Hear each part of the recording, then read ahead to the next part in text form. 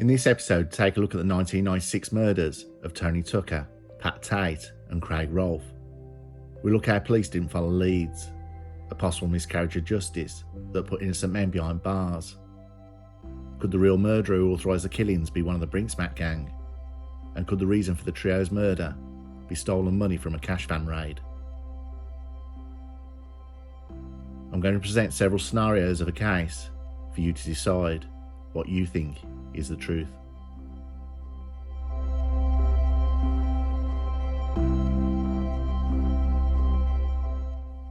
On December 6, 1995, Mick Steele rode with the trio Tony Tucker, Pat Tate and Craig Rolfe to Workhouse Lane. He lured them there under the pretence of planning a heist of a cocaine-filled aeroplane. Steele's real motivation was the fallout from their botched Amsterdam deal, where Steele smuggled in cannabis, which was substandard, and apparent threats were made by Tate to have Steele ironed out. Steele talked to Jack Worms into carrying out the hit with him. When the Range Rover reached the gate, Steele got out to open it, at which point Worms emerged from the bushes with 2 shotguns. Tate, the cause of the trouble, was the last to be killed. The third man, Darren Nichols, helped plan the shooting and drove them away from the murder scene. The police launched Operation Century. They attempted to scare suspects by calling them and pretending to be IRA terrorists. When transcripts of the phone call to the suspects from Belfast became available, police acknowledged that it was part of an undercover operation. Special branch officers from Ireland were repeatedly calling the suspects posed as Republican drug runners and had named themselves Irish Billy and Irish John. They were trying to arrange a meeting under the ruse that one of the Essex boys that had been killed owed them money, and they were still after repayment. Nothing came of this, as they was unable to convince the suspects to agree to a meet-up. Darren Nichols was caught with a broken down car full of drugs. He later flipped on Steele and Worms, turned informant, and went into witness protection. The 2 men, Worms and Steele, received triple life sentences but pleaded their innocence, and so closed a chapter on the Rettendon murders, or what's known in the press as the Range Rover murders. 3 out-of-control cokeheads who bullied and murdered until they threatened the wrong man. He retaliated with a slick plan to get them and go on an isolated farm track where they'll be sitting ducks. Police liked Darren Nichols' confession. It fitted the idea they had about Steele and Worms. The spotlight was on the police, with significant taxpayers' money already spent. There was no DNA evidence, just the word of a supergrass, but also a known liar.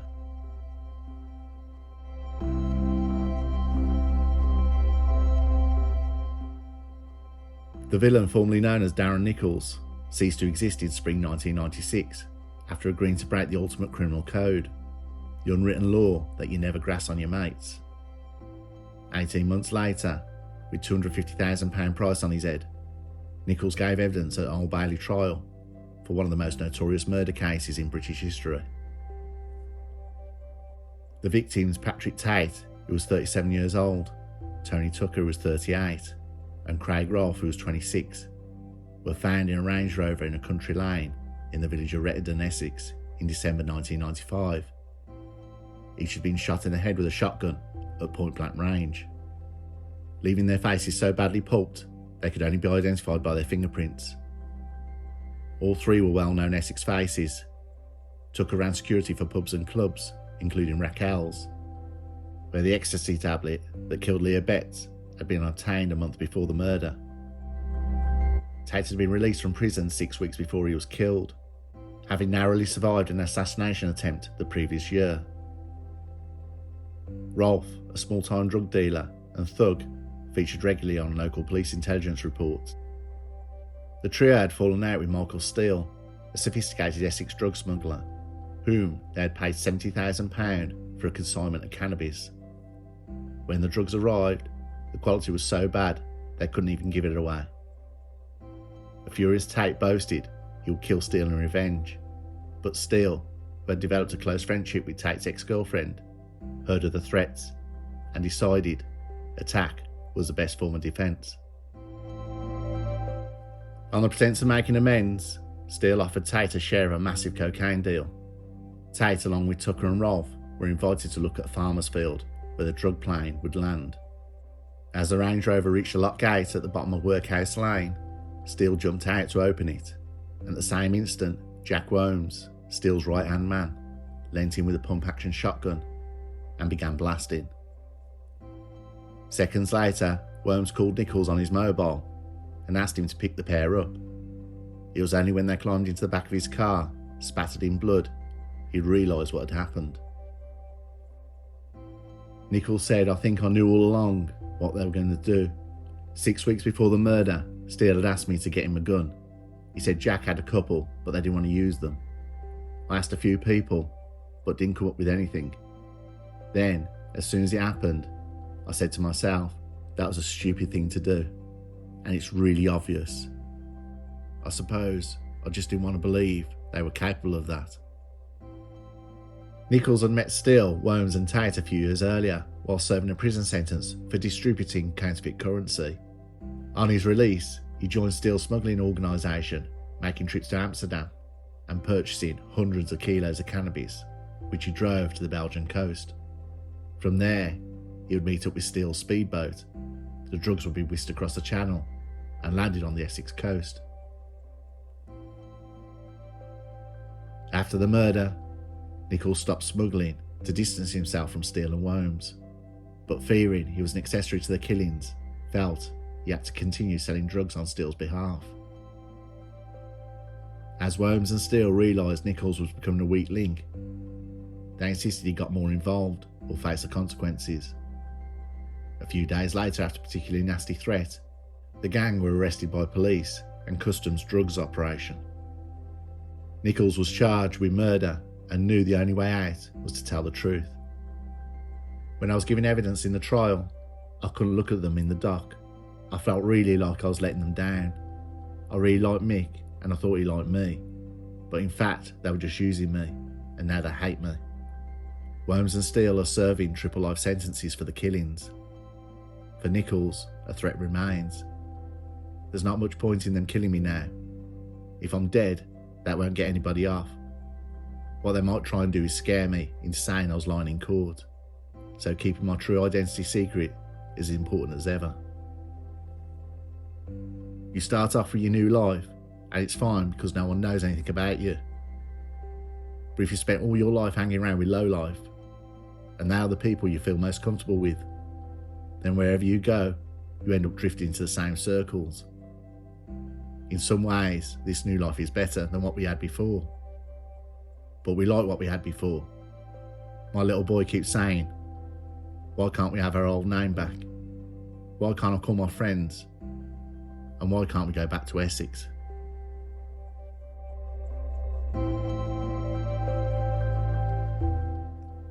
In a statement given to police, known Canning Town criminal Billy Jasper said senior gang members told him to collect a Fiat Uno Turbo outside a gym in East London and drive the gunman to the victims.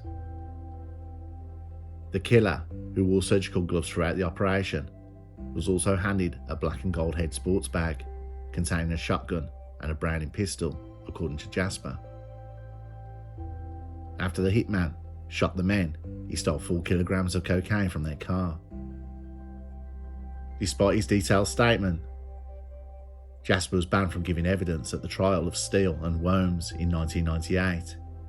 Instead, the Crown Prosecution Service relied on the word of Darren Nichols, a self-confessed liar, who later reportedly admitted to an associate that his testimony was a pack of lies.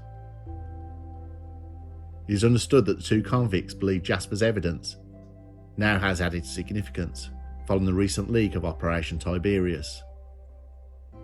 Operation Tiberius was a look into the police corruption, of evidence tampering and corruption. A secret Metropolitan Police report that concluded Scotland Yard and Essex Police had been corrupted by organised criminals. The East London gang named by Jasper is described in Operation Tiberius as one of the most ruthless organised crime syndicates in the country. It controls a large and ruthless criminal empire which dominates all aspects of organised crime in East London and which is respected and feared throughout the UK. The murders have also been linked to the death of ecstasy victim Leah Betts. Crucially, Operation Tiberius concluded that the gang was able to compromise police operations through a network of corrupt former and serving police officers. A senior former Met police officer who reviewed Jasper's evidence and said he could not understand how Essex police had ignored the testimony of Jasper in favour of Nichols. This is extremely credible and very, very detailed, he said. It includes stuff that Jasper could not have known about at the time unless he was at the murder scene. Jasper told police 4 months before Nichols made his statements that he was a getaway driver and that the Brinks money launderer, Patsy Bolt-Eyes Clark, had ordered the hit. Billy Jasper claimed that another criminal, Jess Gale, who later died in a car crash, gave him £5,000 to drive an accomplice known as Mr. D to and from Rettendon in Essex. Mr. D was allegedly going to do a cocaine deal with the three men. Jasper testified at the Old Bailey murder trial that he had agreed to the plan and later spotted Mr. D's 9mm Browning pistol and a sawn-off shotgun when he drove him to the murder scene at Workhouse Lane. The Essex police log noted on January 18th, 1996 that the account did not fit with the current intelligence direction and evidence already available. He said it was only on collecting him that he saw the weapon and realised Tate, Tucker and Rolfe had been killed. But Jasper did not fit with the Essex police line of inquiry. Michael Steele was already their prime suspect, and Jasper was never charged in connection with the murder. 4 months later, Nichols told police he was the real getaway driver. There is also new evidence from a mobile phone expert which appears to undermine Nichols' version of events. Worms called Nichols at 6:44 p.m. Nichols claimed this was Worms ringing him from Workhouse Lane to say come and pick us up after the murders. Worms said he rang from the car park of a nearby pub to confirm he had picked up Nichols' broken down car. An independent forensic scientist conducted a series of tests for the first time using Worms' own mobile phone.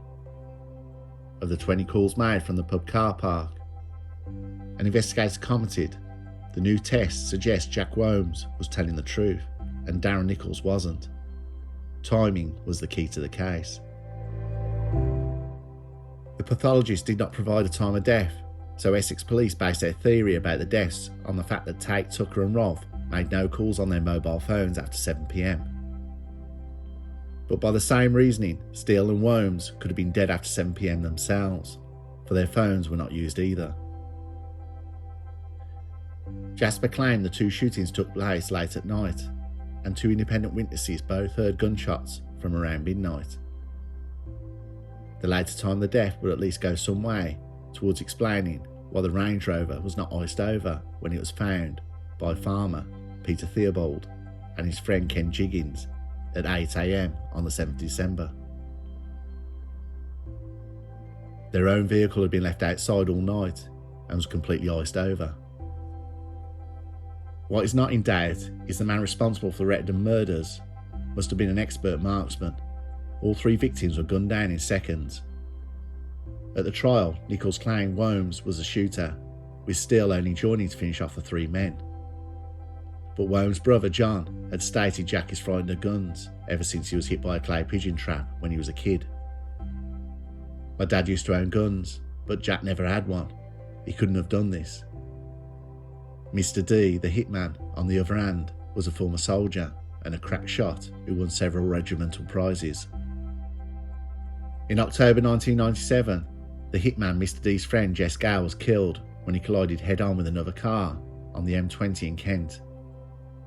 Gale was wanted for questioning by a number of police forces, but a friend of the family denied Gale was connected to the Rettendon murders.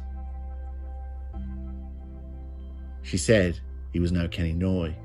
He was a lovable villain with a bad temper, and there was no way he had anything to do with those murders. They're clutching at straws. The whereabouts of Jasper and Mr. D are unknown. Billy Jasper, who was connected to the Canning Town criminal gang, claimed the hit was said to be Tony Tucker. He had stolen the proceeds of an armed robbery, a cash van robbery to be more precise. £490,000 was stolen in the cash van raid. Tony Tucker was given £300,000 to launder through the clubs. Whatever happened, the money was not invested or returned.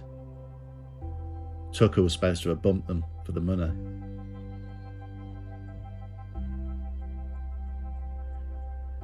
Tucker, Tate and Rolfe were rubbed out on the orders of Patsy Bolt-Eyes Clark, who masterminded the job. He owned car scrapyards and a nightclub and laundered money from the Brinks mat job. He was jailed for 6 years for laundering £4.2 million. He died in 2019. Billy Jasper was arrested on suspicion of robbery, January 14, 1996, only a month after the murders. He wrote a note in his cell claiming he was paid £5,000 to drive a single killer, who he named, to the scene of the crime on the night they were murdered. He wanted to speak to detectives investigating the triple murders and requested protection, as he was worried his life was in danger because he knew too much. He claimed the Essex boys were killed over a robbery of a security van, which Patsy Clark had masterminded but did not take part in. Jasper had said, on Tuesday, October the 17th, 1989, 4 men, who were led by an associate of Tony Tucker, stole more than £498,000. Police intelligence said that 2 of the men went to Spain and left Tony Tucker to launder the money through the security contacts he had at various nightclubs around Essex. Upon arriving back to the UK, all 4 men were charged and later convicted of the robbery, with each of them being sentenced to 15 years each. Tony Tucker was questioned in connection with the robbery, but was never officially charged with anything. The 4 robbers later got released on appeal in 1994 and wanted their money back. Billy Jasper stated that Patsy Clark was owed close to £300,000, and the last person known to have possession of the money was Tony Tucker. Tucker had started to spend the money. The statement continues, claiming that Patsy Clark arranged a hit for an East End crime family who supplied the pump-action shotgun and the Fiat Uno with false plates. They also provided the hitman, and a backup gun was provided. Pat Tate, Tony Tucker and Craig Rolfe were lured to the scene under an impression they were selling 4 kilograms of cocaine to the killer. Crossing the wrong people and out of control, Tucker's death was inevitable. But hitting Tucker meant hitting Tate and Rolfe too. There was a rumour, well known to Tucker, that he seemed very concerned about, that he was a police informant.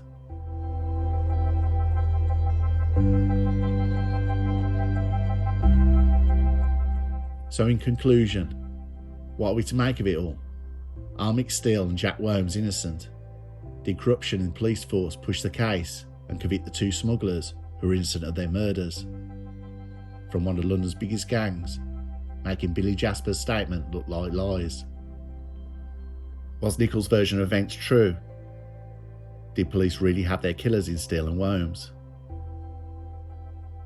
Why would robbers give Tucker nearly all their loot from the cash van raid to a man who simply controls doors? None of it makes sense, both statements of Nichols and Jasper. Was the Rettendon murder simply retaliation from gangland for the death of Leah Betts? What we do know is that Tucker, Tate and Rolfe made a lot of enemies. They were no Mr. Biggs. There is many number of people who would want them gone. It's a case that's shrouded in mystery, and it's one that will keep on going. 3 dead drug dealers in a Range Rover have become legends. TV programmes, books and many movies have been made. Rise of the Foot Soldier has turned them into characters, fun lads on the make, almost like a carry-on gangster film, like Lock, Stock and Snatch. It's hard not to get drawn into it. Every movie that comes out about it, I watch. Yes, hands up, I like them. Some are good. Rise of the Foot Soldier series is, in my opinion, the best, but Marbella was like a comedy Christmas special, comparing Tucker's heir to Ronald McDonald. The casting of Craig Fairbrass as Pat Tate is a role he was born to play.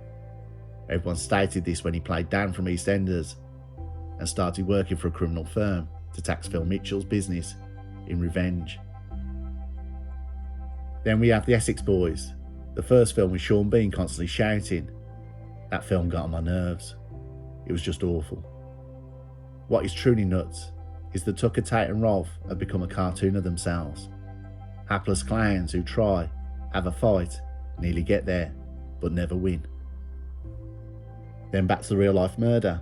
There's the bodies that were not even removed from the Range Rover.